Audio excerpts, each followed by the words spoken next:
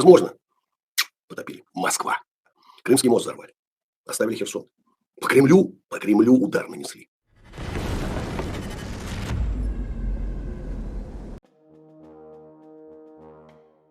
Rampant corruption is reported to have rendered Russia's ballistic missile early warning system virtually useless. Scams by contractors are said to have led to unsuitable foreign-made components being used on a wide scale. The VCHK OGPU Telegram channel reports that a scandal is about to break over a component substitution scam that it says has crippled Russia's early warning radars. Such scams have been widespread in Russian military procurement, often with the collusion of corrupt officials.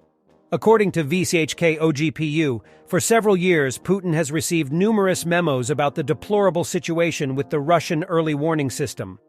All assurances about the reliability of a continuous radar field and the high tactical and technical performance of the early warning detectors of the Voronezh radar system turned out to be groundless. The average price of each radar before the crisis amounted to more than 20 billion rubles, $257 million, and the production of highly prefabricated stations was carried out by RTI-JSC, a subsidiary of AFK Sistema.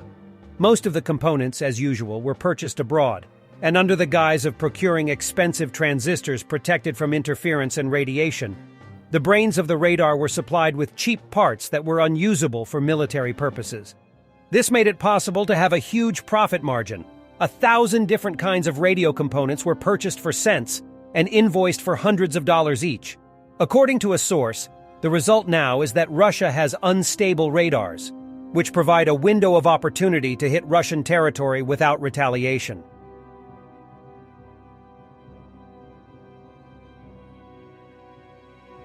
Air defense is working over Kyiv.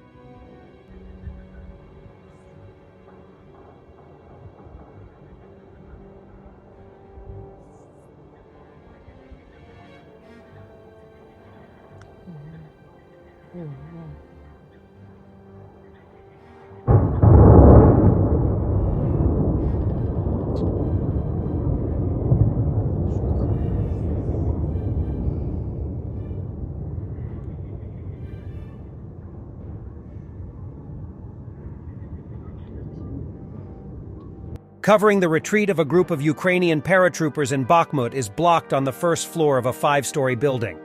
On the second and third floors is Wagner. Everything is unlocked successfully.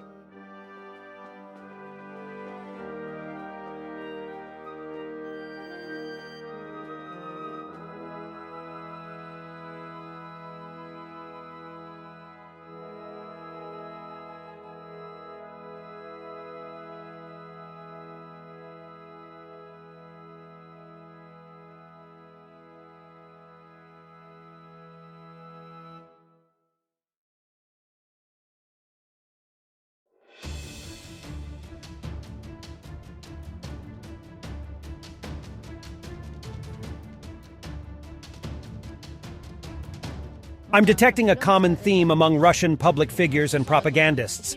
They are basically publicly admitting it's over for Russia. Началось не на фронте, хотя там бои не прекращаются, не утихают. Оно началось на нашей с вами территории. Это констатация факта, здесь не нужно впадать в истерику, в панику, биться головой о стену и так далее.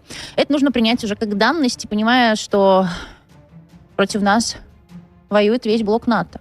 Но нам от этого, как говорится, не легче, однако я не вижу повода для паники. После вчерашнего теракта в отношении Захара Прилепина наблюдалась определенная истерика у некоторых товарищей. Украина, конечно, тут же сразу вывесила списки тех, кто, по их мнению, подлежит ликвидации. Сейчас эти списки колоссальные, в какой-то момент, не удивляйтесь, да, в нем мы окажемся мы все, вот просто все, независимо от того, какие у нас взгляды, какие политические пристрастия, да, чем мы занимаемся, одобряем, не одобряем СВО, поддерживаем, не поддерживаем Путина. Они в той или иной степени, да, вот витиевато, но весьма недвусмысленно давали понять, что хорошие русские — это мертвые русские. Вот и все. Поэтому никто жалеть нас с вами не будет. И никто плакать по нам не будет. И никто экстренного заседания там в Совбезе ООН или в Парламентской ассамблее Совета Европы или еще где бы то ни было созывать не будет. Ведь сами виноваты. Вот вы и сами виноваты, русские, вы сами виноваты в том, что вас убивают, потому что вы такие сяки напали на маленьких несчастных бедных украинцев. Вот и все. Так что, дорогие друзья, спасение утопающих, как говорил Остап Бендер, дело рук самих утопающих. And Russian oligarch Andrei Kovalev is even better. It's not the special military operation. It's a horrific war. Началось хорошо, а потом пошло как-то не так, как предполагалось. Вы помните наше отступление, разгромленные колонны, которые шли без сопровождения, без разведки, добивали раненых. Потом весь мир пришел на помощь Украине. Это вообще кто-то прогнозировал, анализировал, предполагал. И оказалось, что мы имеем дело не с совсем слабым государством, каким оно было в 2014 году, когда мы взяли Крым без единого выстрела. Я, наверное, вместе с вами смеялся, когда вот их той войны КамАЗы, какие-то заваренные железом, что-то какие-то там непонятные пушки, там что-то странное. Сейчас, кстати, это мне командиры говорят, это даже украинское вооружение, не западное, это отличные бронетранспортеры. Так вот, оказалось, что мы столкнулись с высоко организованным государством, не разброд шатания, а высоко организованным государством, с великолепными вооруженными современными силами, и народ сплоченный, отмобилизованный, люто нас ненавидящий. Упаси Господь, Россия проиграет. Вырежут всех в ноль.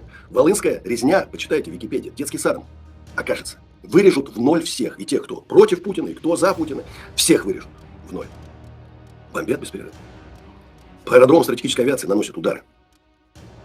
По 2 состава в день пускают под откос. Крейсер «Москва», я всю ночь не спал, говорил. В прямом эфире говорил, да вы что, ребята, это же крейсер «Москва». Его не смогут никогда потопить. Вы что? Это невозможно. Потопили. Москва. Крымский мост взорвали.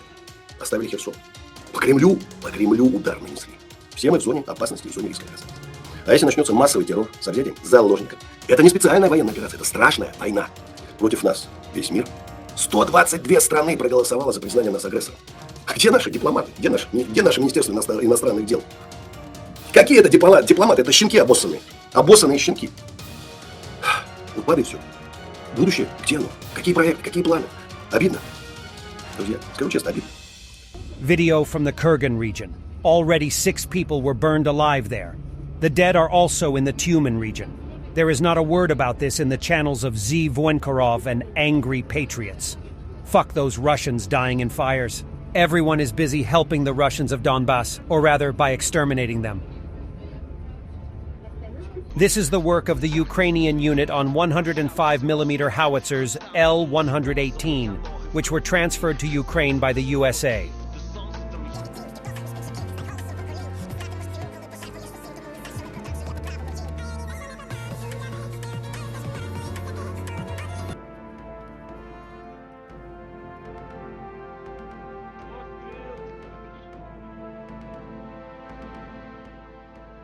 While their comrades are killing children in Ukraine, this Russians in Frankfurt, Germany, are dancing to Russian music, proudly with a flag. Well, as they say themselves, they want peace, and their compatriots involuntarily go to war. It's a free country, I know, but imagine members of German Nazi Party dancing in London in 1941.